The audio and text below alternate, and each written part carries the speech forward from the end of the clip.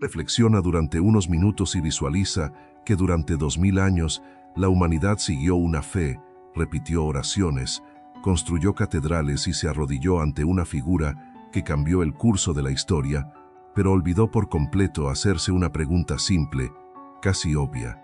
¿Qué se puso en el plato? ¿Qué comía Jesús de Nazaret por la mañana antes de predicar? ¿Qué masticaba junto al mar de Galilea mientras contemplaba el horizonte? Y lo más sorprendente de todo, ¿qué ha descubierto la ciencia moderna sobre estos alimentos que consumía a diario, alimentos que nosotros, con toda la tecnología del siglo XXI, prácticamente hemos abandonado? Porque lo que se revelará en este video no es solo historia, no es solo religión.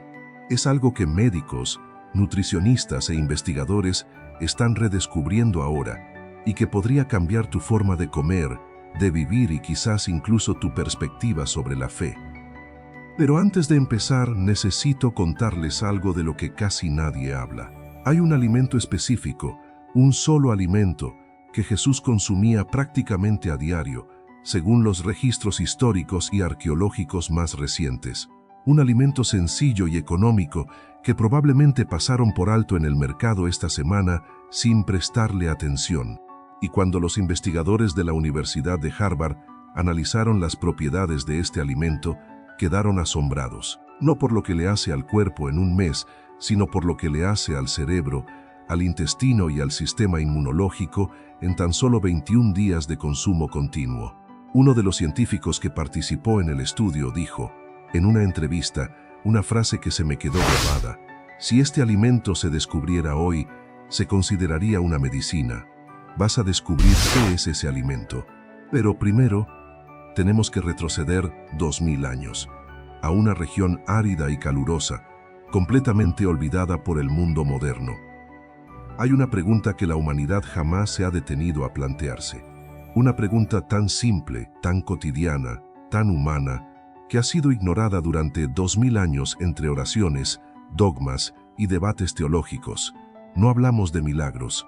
No hablamos de resurrección ni de profecía, hablamos de algo que ocurría 3 veces al día, todos los días, en la vida del hombre más influyente que jamás haya pisado la tierra. Hablamos de lo que Jesús comía, lo que masticaba, lo que nutría su cuerpo, agudizaba su mente y sostenía su voz mientras predicaba durante horas bajo el abrasador sol de Galilea. ¿Te parece algo trivial? Entonces presta atención a esto. La ciencia moderna ha demostrado que la alimentación no solo influye en el cuerpo, sino también en el estado de ánimo, la cognición, la energía, la claridad mental e incluso la capacidad de liderazgo. Y si esto es cierto hoy, imagina lo que significa descubrir que el fundador de la religión más grande del mundo seguía, sin conocer los nombres científicos, exactamente los principios que los mejores laboratorios de nutrición del planeta intentan recuperar. Bienvenidos a un viaje que trasciende la fe, que trasciende la historia. Un viaje que comienza en una región árida y olvidada, azotada por los cálidos vientos del antiguo Oriente Medio, y que culminará en tu plato, en tu cocina, en tu vida. Prepárate, porque lo que estás a punto de descubrir aquí cambiará para siempre tu perspectiva sobre la comida. Para entender qué comía Jesús, primero hay que entender dónde vivía, y la mayoría de la gente tiene una imagen completamente equivocada de ese lugar. Cuando pensamos en la Palestina del siglo I, imaginamos un desierto vacío, polvoriento y sin vida. Pero la realidad era diferente. La región de Galilea, donde Jesús pasó la mayor parte de su vida, era sorprendentemente fértil. Había olivos centenarios que cubrían las colinas, viñedos que se extendían por kilómetros, higueras cargadas de fruta en cada estación cálida, y el mar de Galilea, un vasto y vibrante lago de agua dulce repleto de peces, que había alimentado a comunidades enteras durante siglos. Fue en este contexto que se formó la dieta de Jesús, y no era pobre, no era escasa. De hecho, era extraordinariamente rica en diversidad natural. Los arqueólogos que excavaron asentamientos del siglo I en la región encontraron semillas de lentejas, granos de cebada y trigo, huesos de aceituna, restos de higos secos, granadas dátiles y hierbas silvestres. También hallaron anzuelos, redes y escamas de pescado fosilizadas. Cada fragmento de este pasado cuenta una historia, y esa historia revela que la gente de aquella época se alimentaba de una manera que nosotros, con toda nuestra tecnología, hemos perdido por completo. La antigua dieta mediterránea, practicada durante 2000 años, sin etiquetas, sin contar calorías, sin aplicaciones de nutrición, está clasificada hoy por la Organización Mundial de la Salud como una de las dietas más protectoras y equilibradas que la humanidad haya conocido. Y Jesús no solo vivió según esta dieta, sino que fue un ejemplo perfecto de ella. Cada comida que ingería era una combinación instintiva y cultural de fibra, grasas saludables, proteínas puras y compuestos bioactivos que la ciencia moderna tardó décadas en identificar y nombrar. Lo que los ancianos de esa región llamaban el regalo de la tierra, hoy los científicos lo denominan antioxidantes, polifenoles y ácidos grasos esenciales. Y hay algo aún más revelador. Estudios de antropología alimentaria publicados en los últimos años demuestran que las poblaciones del Mediterráneo antiguo presentaban tasas extraordinariamente bajas de enfermedades inflamatorias crónicas, las mismas enfermedades que matan a millones de personas cada año en el mundo moderno: cardiopatías, diabetes tipo 2, depresión clínica, cáncer de colon, afecciones que se dispararon precisamente durante el período en que la humanidad abandonó los alimentos que consumía Jesús y adoptó los ultraprocesados, los refinados y los artificiales. La conexión es directa, es científica y es aterradora. Pero los orígenes de esta dieta son aún más profundos, porque no se trataba solo de geografía, se trataba de cultura, de ritual, de fe. En la tradición judía, el acto de comer nunca fue meramente nutricional, era sagrado. Cada alimento tenía un significado. Cada comida iba precedida de oración y gratitud. Y esta profunda, casi espiritual, relación con la comida creó algo que la ciencia contemporánea apenas comienza a comprender: un estado mental de presencia e intención durante la alimentación que mejora la absorción de nutrientes, reduce el cortisol y activa el sistema nervioso parasimpático. En otras palabras, comer con gratitud, como lo hacía Jesús, cambia literalmente la forma en que el cuerpo procesa los alimentos. Los orígenes de esta historia son antiguos, son sencillos, son profundos y están a punto de revelar secretos que van mucho más allá de lo que cualquier dieta moderna haya prometido jamás. Antes de convertirse en el hombre que alimentaba a multitudes con pan y pescado, Jesús era un niño que se sentaba a la mesa con su madre y su padre. Y esa mesa, sencilla, de madera tosca, en una pequeña casa de piedra caliza en Nazaret, fue el primer altar de su vida. Fue allí, entre el aroma del pan recién horneado y el brillo dorado del aceite vertido en el cuenco de barro, donde todo comenzó, no con milagros, no con multitudes, con una familia, con una comida, con manos curtidas partiendo el pan en el sagrado silencio del atardecer. José era carpintero, y en el contexto del siglo I, esto significa mucho más que trabajar la madera. Significa que la familia de Jesús pertenecía a la clase de los artesanos, personas trabajadoras, que no eran pobres en el sentido absoluto de la palabra, pero que vivían con absoluta sencillez. En la mesa de María y José no había excesos, no había desperdicio. Cada alimento era cuidadosamente elegido, preparado con tiempo y consumido conscientemente. Era una mesa de intención, una mesa donde nada se tiraba, donde las sobras del día anterior se convertían en el desayuno del día siguiente, y donde la estacionalidad de los alimentos marcaba el ritmo de vida de toda la familia. María, como toda mujer judía de su época, era la guardiana absoluta de la cocina, y esa responsabilidad era inmensa. Se levantaba antes del amanecer para moler cebada o trigo en el molino de piedra. Preparaba la masa del pan con levadura natural, el mismo proceso que hoy en día los panaderos artesanos más sofisticados del mundo intentan replicar, pagando fortunas por cultivos de fermentación que María mantenía vivos simplemente por tradición. prensaba las aceitunas, secaba los higos, preparaba las lentejas cocinadas a fuego lento, sazonadas con hierbas recogidas en las laderas de las colinas cercanas. Cada gesto era un acto de cariño. Cada receta se había transmitido oralmente de madre a hija durante generaciones. Jesús creció inmerso en este ritmo. Aprendió, antes de recibir enseñanzas espirituales formales, que la comida es sagrada, que la tierra es generosa y que comer es un acto de comunión con la naturaleza, con la familia y con lo divino.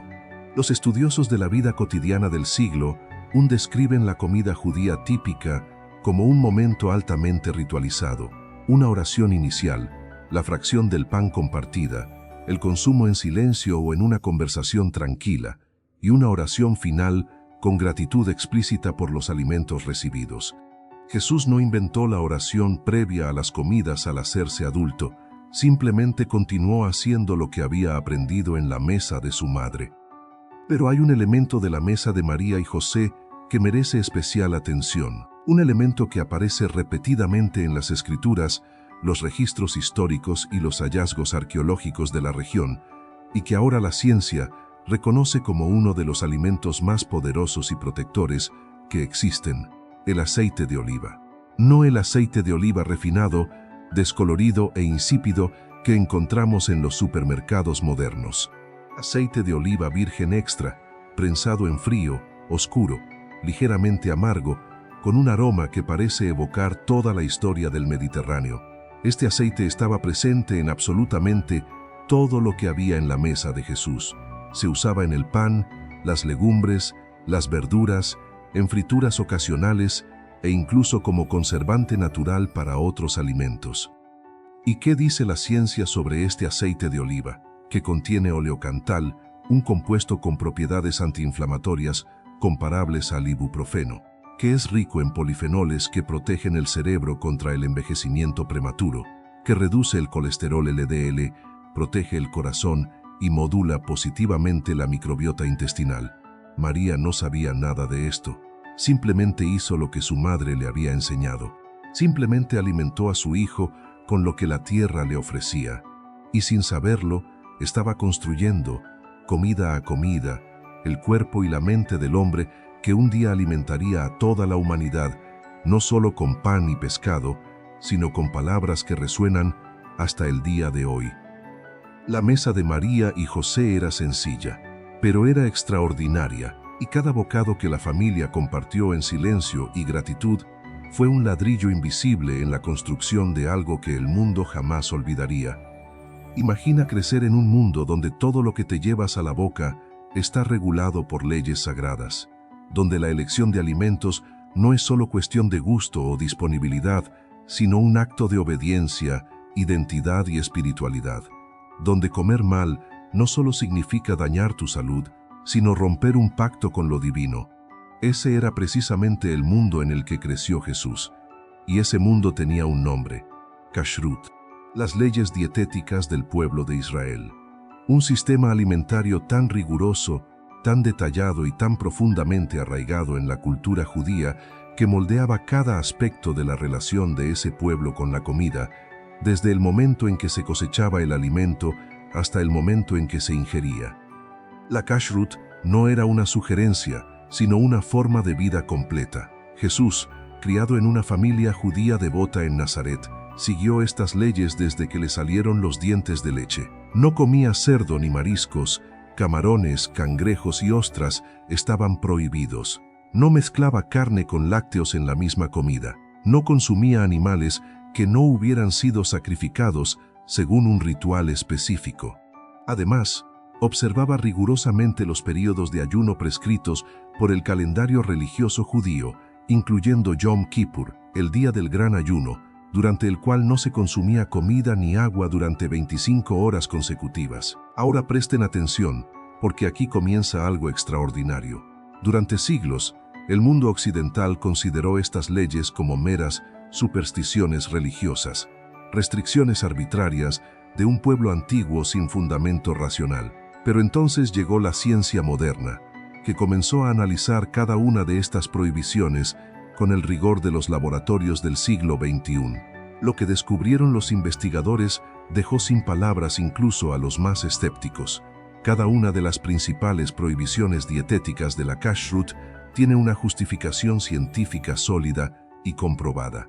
Cada restricción que parecía arbitraria esconde, en el fondo, una lógica de salud pública que los antiguos hebreos no pudieron haber desarrollado por casualidad.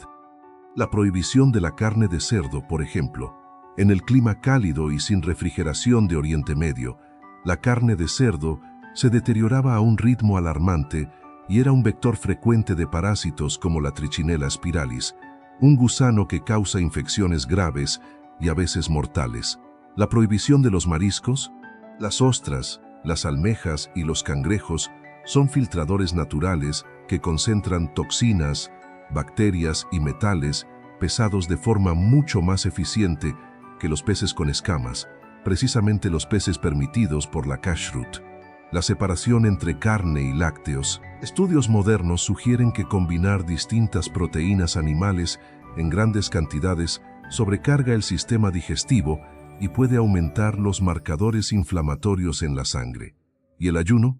Bueno, la ciencia tiene mucho que decir sobre el ayuno. El ayuno intermitente es ahora una de las prácticas más estudiadas en la medicina metabólica moderna. Investigadores del Instituto Salk, la Universidad de Harvard y el Instituto Nacional sobre el Envejecimiento de Estados Unidos han publicado estudios que demuestran que los periodos regulares de ayuno activan un proceso llamado autofagia, una especie de limpieza celular en la que el cuerpo destruye las células dañadas y las recicla. La autofagia se asocia con un menor riesgo de cáncer, protección contra enfermedades neurodegenerativas como el Alzheimer y el Parkinson, mayor longevidad y una mejora significativa en la sensibilidad a la insulina. Jesús ayunaba con regularidad. Los evangelios relatan que ayunó 40 días en el desierto antes de comenzar su ministerio público. No se trataba solo de espiritualidad, era, sin que él conociera los términos científicos, una de las prácticas de regeneración celular más poderosas que el cuerpo humano puede experimentar. Pero las leyes dietéticas de Israel iban más allá de las prohibiciones, también prescribían. Y aquí reside otro elemento que la ciencia moderna está redescubriendo con asombro: el Shabbat. El día de descanso semanal era también un día para una comida especial, una comida comunitaria, pausada, sin prisas, sin trabajo, rodeado de familia y gratitud. Investigadores en el campo del comportamiento alimentario han descubierto que comer en comunidad, sin estrés y con plena presencia, reduce los niveles de cortisol, mejora la digestión, aumenta la saciedad y fortalece los lazos sociales, factores directamente relacionados con la longevidad y la salud mental. El Shabbat no era solo teología, era medicina preventiva colectiva, practicada una vez a la semana, todas las semanas, durante milenios. Jesús no solo siguió estas leyes, sino que las interiorizó. Moldearon su fisiología, su metabolismo y su relación con su cuerpo y con la comida de una manera tan profunda que resulta imposible separar su espiritualidad de su condición física. La educación nutricional que recibió desde la infancia no estaba escrita en ningún libro de nutrición, sino grabada en las tablas de la ley. Y lo que esas tablas prescribían, sin saberlo, era uno de los sistemas alimentarios más inteligentes, equilibrados y protectores que la humanidad haya creado jamás. Un sistema que Jesús llevó consigo durante toda su vida y que nosotros, 2000 años después, apenas comenzamos a comprender. Existe una fuente histórica que la mayoría de la gente lee a lo largo de su vida sin darse cuenta de que, oculto entre parábolas y milagros, yace un menú, un registro dietético detallado, fragmentado en 4 libros diferentes, escrito por hombres que convivieron con Jesús y que, sin ninguna intención científica, documentaron con sorprendente precisión lo que comía, lo que tocaba, lo que distribuía y lo que utilizaba como metáfora para explicar el reino de Dios. Los evangelios de Mateo, Marcos, Lucas y Juan son, entre muchas otras cosas, el documento más antiguo y completo de antropología alimentaria del antiguo Oriente Medio que conocemos. Y cuando se leen con esta perspectiva, no solo espiritual, sino también histórica y nutricional, lo que emerge es sencillamente extraordinario. Comencemos con el alimento más común, el pan. Aparece decenas de veces en los evangelios. Jesús lo parte, lo distribuye, lo usa como símbolo central de su última cena y lo menciona en la oración más conocida de la historia cristiana, el Padre Nuestro, cuando dice: «Danos hoy nuestro pan de cada día». Pero, ¿qué tipo de pan era este? No era el pan blanco, suave y producido industrialmente que encontramos hoy en las panaderías. Era un pan denso y oscuro, hecho con harina de cebada o trigo integral molida en piedra, fermentado naturalmente durante horas o días, con una corteza gruesa y una miga húmeda y ácida. Un pan que los nutricionistas de hoy llamarían pan de larga fermentación, con un índice glucémico muy bajo, rico en fibra prebiótica, vitaminas del grupo B y minerales como zinc, hierro y magnesio. Un pan que nutría el intestino, estabilizaba el azúcar en la sangre y proporcionaba energía durante horas sin provocar picos de insulina. Después del pan, el pescado. Y aquí los evangelios son específicos de una manera que muchos desconocen. El pescado que consumieron Jesús y sus discípulos fue capturado en el mar de Galilea, un lago de agua dulce conocido por la abundancia de una especie específica que los investigadores han identificado como tilapia galilea, también llamada pez de San Pedro. Era un pescado magro de carne blanca, rico en proteínas de alta calidad y ácidos grasos esenciales. Además, se consumía pescado salado y seco, un método de conservación común en la época que concentraba los nutrientes y permitía disponer del alimento durante todo el año. Proteína completa, omega 3, fósforo, selenio. Nutrientes que la ciencia moderna asocia con la salud cardiovascular, la función cognitiva y la protección contra la depresión. Pero los evangelios revelan mucho más que pan y pescado. Revelan un universo de alimentos que Jesús consumía, tocaba y utilizaba como lenguaje espiritual, precisamente porque formaban parte de su vida cotidiana. Los higos aparecen en al menos 3 episodios distintos de los evangelios. Jesús los come, los usa como ejemplos en parábolas y en una de las escenas más intensas, maldice una higuera que no dio fruto. Este nivel de familiaridad con el higo no es casual. El higo era uno de los alimentos más consumidos en la dieta judía del siglo I. Seco, se convertía en una fuente concentrada de energía, fibra soluble, calcio, potasio y compuestos fenólicos con propiedades antiinflamatorias. Era el tentempié perfecto para largas caminatas, y Jesús caminaba mucho. Las uvas y el vino también ocupan un lugar central. Jesús transforma el agua en vino en su primer milagro registrado. Utiliza la vid como metáfora central en sus enseñanzas y bebe vino en la última cena. El vino de aquella época no era el vino moderno de alta graduación alcohólica. Era un vino diluido con agua, fermentado naturalmente, con bajo contenido alcohólico y una concentración muy alta de resveratrol, el compuesto presente en las uvas tintas que los investigadores de la Universidad de Harvard han identificado como uno de los activadores más potentes del gen SIRT1, asociado con la longevidad celular y la protección contra enfermedades metabólicas. La granada aparece con menos frecuencia en los evangelios, pero era omnipresente en la cultura gastronómica judía de la época. Símbolo de fertilidad y abundancia, se consumía fresca, en jugo y como condimento. Hoy sabemos que contiene punicalaginas, compuestos antioxidantes tan potentes que han demostrado su capacidad para reducir la presión arterial, combatir bacterias resistentes a los antibióticos y proteger las arterias contra la acumulación de placa. Dátiles, higos secos, aceitunas, lentejas, miel silvestre, cada uno de estos alimentos mencionados directa o indirectamente en los evangelios posee un perfil nutricional que los sitúa entre los superalimentos más estudiados por la ciencia contemporánea. Y entonces llegamos a la revelación que lo transforma todo, cuando investigadores del Departamento de Nutrición de la Universidad de Nápoles recopilaron, en 2019, una lista de los alimentos más mencionados en los textos bíblicos del Nuevo Testamento y la contrastaron con datos de los estudios nutricionales más recientes, el resultado fue sorprendente. De los 20 alimentos más frecuentes en los evangelios, 18 figuraban entre los 50 alimentos con mayor densidad nutricional y mayor poder antiinflamatorio identificados por la ciencia moderna. 18 de 20.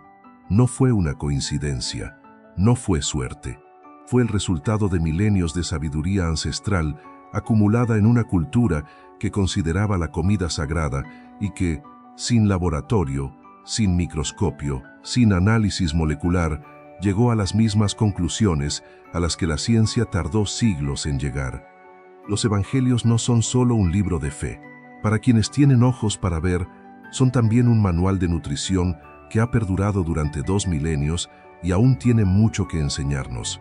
Y el despertar, el momento en que te das cuenta de que la sabiduría nutricional más antigua del mundo estaba oculta en el libro más leído de la historia, lo cambia todo. Durante 2000 años, la humanidad se alimentó de forma imperfecta, pero esencialmente natural.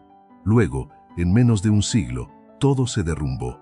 La revolución alimentaria industrial arrasó con lo que generaciones enteras habían preservado. El pan fermentado se convirtió en pan de molde blando y sin alma. El aceite de oliva virgen se transformó en aceite refinado y blanqueado. El pescado fresco se convirtió en nuggets procesados, y enfermedades que antes eran raras se dispararon hasta alcanzar proporciones epidémicas: obesidad, diabetes, depresión, inflamación crónica. El precio de abandonar los alimentos de Jesús se está pagando ahora en los cuerpos de millones de personas que jamás supieron lo que perdieron. Una tensión latente recorre este tema como una corriente subterránea. Por un lado, los científicos que estudian la antigua dieta mediterránea y se maravillan de su perfección nutricional, pero que dudan en asociar públicamente sus hallazgos con el nombre de Jesús por temor a parecer imprecisos. Por otro, los creyentes que lo aceptan todo por fe y que nunca se han detenido a comprender que la ciencia, involuntariamente, confirma milenios de sabiduría ancestral. Entre estos dos mundos se abre un abismo innecesario, porque la mesa de Jesús no pertenece ni exclusivamente a la religión, ni exclusivamente a la ciencia. Pertenece a toda la humanidad. Y es precisamente en este conflicto donde reside la revelación más poderosa de este video. Cuando un investigador agnóstico publica un estudio que demuestra que el ayuno practicado por los judíos del siglo activa los genes de la longevidad, está, sin saberlo, documentando algo que Jesús experimentó en su propio cuerpo. Cuando una nutricionista en São Paulo le receta aceite de oliva virgen extra, higos, granadas y pescado a la parrilla a un paciente con inflamación crónica, está, sin darse cuenta, prescribiendo la dieta de Nazaret.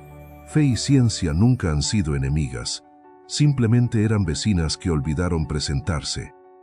Existe un alimento específico que estaba presente en la mesa de Jesús con una frecuencia que los registros históricos y arqueológicos confirman sin lugar a dudas. Un alimento tan simple, tan barato, tan ignorado por los pasillos iluminados de los supermercados modernos, que la mayoría de la gente pasa de largo sin pestañear. Ese alimento son las lentejas. Y cuando los investigadores del Instituto de Nutrición de Harvard decidieron analizar en profundidad qué sucede en el cuerpo humano después de 21 días de consumo diario de legumbres como las lentejas, los resultados fueron tan significativos que uno de los científicos involucrados declaró en una entrevista: si este alimento se descubriera hoy, se regularía como medicamento. Reducción comprobada del colesterol LDL, estabilización de la glucosa en sangre, fortalecimiento de la microbiota intestinal y reducción de marcadores inflamatorios asociados con el cáncer y las enfermedades cardíacas. Pero entonces, ¿por qué nadie habla de ello?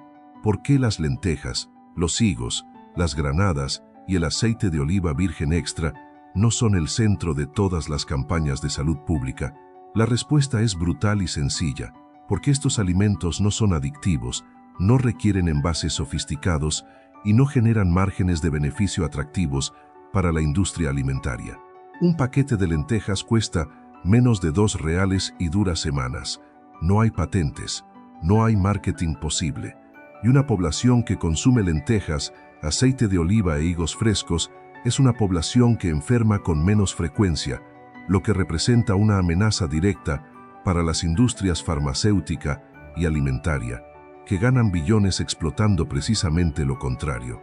El choque entre la alimentación ancestral y el lucro moderno nunca ha sido tan evidente.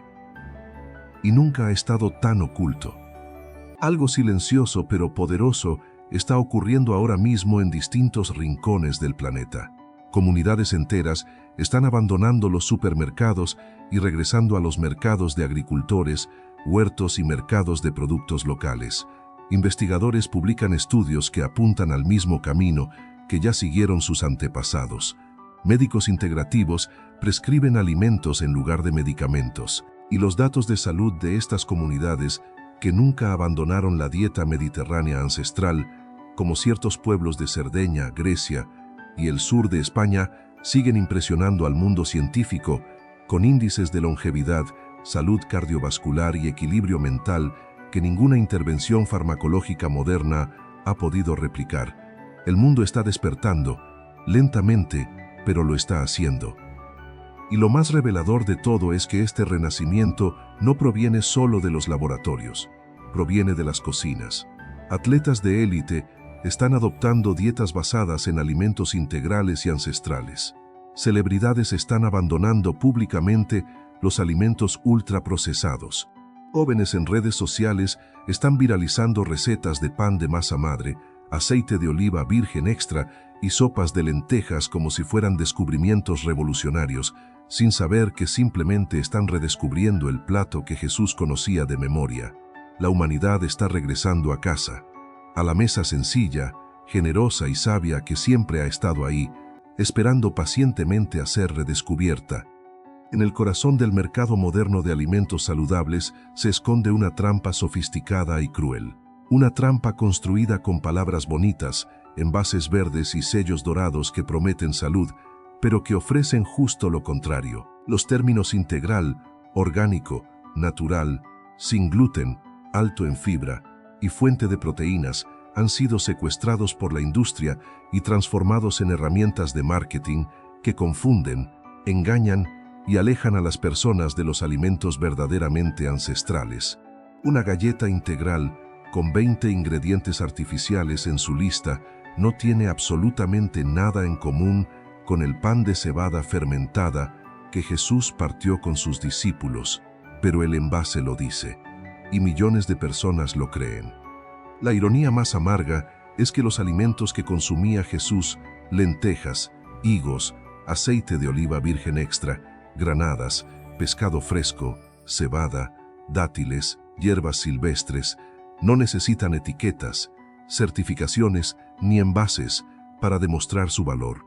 Han existido durante milenios tal como son, simples, económicos, fácilmente disponibles y extraordinariamente poderosos. Mientras tanto, la industria gasta miles de millones para convencer al mundo de que la salud se encuentra en cápsulas, batidos y barritas ultraprocesadas con nombres científicos impresionantes. El camino de regreso a la nutrición ancestral no pasa por el pasillo de los suplementos, sino por el más simple, barato y olvidado del mercado, el de las legumbres, los frutos secos y los cereales integrales, el que Jesús conocía como el único que existía. Ha llegado el momento que esperabas desde el principio de este vídeo. La lista completa de alimentos que consumía Jesús, recopilada a partir de fuentes históricas, registros arqueológicos, textos bíblicos y confirmada por los estudios nutricionales más recientes disponibles en la literatura científica internacional. Cada uno de estos alimentos no fue elegido al azar. Cada uno ha recorrido 2000 años de historia y ha llegado a los laboratorios modernos con el mismo poder que tenía en la Galilea del siglo I, pan de cebada fermentado naturalmente, bajo índice glucémico, rico en betaglucanos que reducen el colesterol y alimentan las bacterias beneficiosas del intestino. Aceite de oliva virgen extra prensado en frío, antiinflamatorio, neuroprotector y cardioprotector comprobado. Pescado del mar de Galilea, proteína completa, omega 3, fósforo y selenio en proporciones que ningún suplemento sintético puede replicar con la misma biodisponibilidad. Y la lista continúa con la misma fuerza. Lentejas, el alimento que la industria teme, proteína vegetal completa, fibra soluble, hierro y folato en concentraciones extraordinarias, higos frescos y secos, calcio, potasio, compuestos fenólicos y fibra que regulan el intestino con eficacia clínicamente probada, granada, punicalaginas y antocianinas que protegen las arterias, combaten las bacterias resistentes y reducen la presión arterial. Dátiles, energía de liberación lenta, magnesio, manganeso y compuestos que estudios recientes asocian con la protección contra el cáncer de colon. Miel de flores silvestres, un antibiótico natural, rico en enzimas, antioxidantes y compuestos prebióticos. Hierbas silvestres como el hisopo, el eneldo y la menta, fitoquímicos con acción antimicrobiana, digestiva y antiinflamatoria documentada. Y uvas fermentadas naturalmente en vino diluido, resveratrol, quercetina y polifenoles que activan los genes de la longevidad. Esto no es solo una lista de alimentos, es un mapa que estuvo perdido durante 2000 años y que ahora está siendo redescubierto, no en farmacias ni en clínicas, sino en las páginas del libro más antiguo y leído de la historia de la humanidad. El legado de la mesa de Jesús no reside solo en iglesias, catedrales o en las páginas iluminadas de manuscritos medievales. Se encuentra en algo mucho más cotidiano, mucho más íntimo y mucho más poderoso que cualquier construcción humana. Está en la forma en que una familia se sienta junta a comer sin prisas. Está en el simple gesto de dar gracias antes de partir el pan. Está en la elección consciente de alimentos que provienen de la tierra, que fueron cuidadosamente cultivados y que llegaron a la mesa sin pasar por decenas de procesos industriales que destruyen todo lo que la naturaleza pacientemente creó. El legado de esta mesa no es religioso en el sentido institucional de la palabra. Es profundamente humano. Es una invitación permanente a bajar el ritmo, reconectar y nutrir no solo el cuerpo, sino también el alma entera. El impacto de este legado se está midiendo ahora mismo, en tiempo real, por investigadores que estudian poblaciones que nunca han abandonado esta forma ancestral de alimentación. En la isla de Icaria, en Grecia, donde los habitantes aún consumen aceite de oliva, legumbres, hierbas silvestres y pescado fresco, como lo hacían los contemporáneos de Jesús, la esperanza de vida supera sistemáticamente los 90 años, con una buena salud física y mental. En Cerdeña, donde el vino natural, el pan fermentado y las verduras silvestres siguen predominando en la mesa, hay más centenarios por kilómetro cuadrado que en cualquier otro lugar del mundo occidental. Estas cifras no son poesía, son datos, y estos datos afirman, con la objetividad de la ciencia, que la mesa de Jesús no solo era espiritualmente nutritiva, fue y sigue siendo el modelo alimentario más inteligente, sostenible y humano que la civilización haya producido jamás. Hemos llegado al final de este viaje, pero en realidad no es un final, sino un comienzo, porque todo lo que has descubierto aquí es inútil si se queda solo en el conocimiento almacenado en la memoria. El conocimiento sin acción es solo entretenimiento sofisticado. Y no viste este video hasta el final solo para entretenerte. Llegaste hasta aquí porque algo en tu interior reconoció una verdad latente, una verdad que tu abuela quizás aún practicaba sin conocer su nombre científico, una verdad que tu cuerpo ya conoce, pero que el mundo moderno ha intentado durante décadas que olvides. La mesa de Jesús no se ha perdido en el pasado. Está disponible ahora, hoy, en este mismo instante, en el mercado más cercano a tu casa, en los mercados de agricultores, en los estantes más sencillos y económicos de cualquier supermercado del mundo. Y entonces llegamos a la pregunta que realmente importa, no lo que Jesús comió, sino lo que comerás mañana por la mañana. Porque la distancia entre la dieta que silenciosamente está destruyendo tu salud y la dieta que nutrió al hombre más influyente de la historia es menor de lo que imaginas. Es la distancia entre el pan de molde industrial y el pan fermentado naturalmente, entre el aceite refinado y el aceite de oliva virgen extra, entre el jugo envasado y los higos frescos, entre la comida rápida y las lentejas cocinadas lentamente con hierbas y aceite de oliva. Pequeñas elecciones, decisiones sencillas, gestos cotidianos que, acumulados día tras día, reconstruyen desde adentro hacia afuera el cuerpo, la mente y el espíritu que siempre mereciste tener. La mesa de Jesús siempre estaba abierta. La silla que falta es la tuya. Si este video te ha impactado, guárdalo antes de cerrarlo. Compártelo con esa persona especial que necesita escucharlo. Comenta abajo qué alimento de esta lista vas a incluir en tu dieta esta semana, y si quieres seguir explorando descubrimientos que la historia oficial nunca reveló, suscríbete al canal y activa las notificaciones, porque el próximo video revelará algo aún más sorprendente, algo que ha permanecido oculto durante 2000 años y que cambiará para siempre tu perspectiva sobre todo lo que creías saber.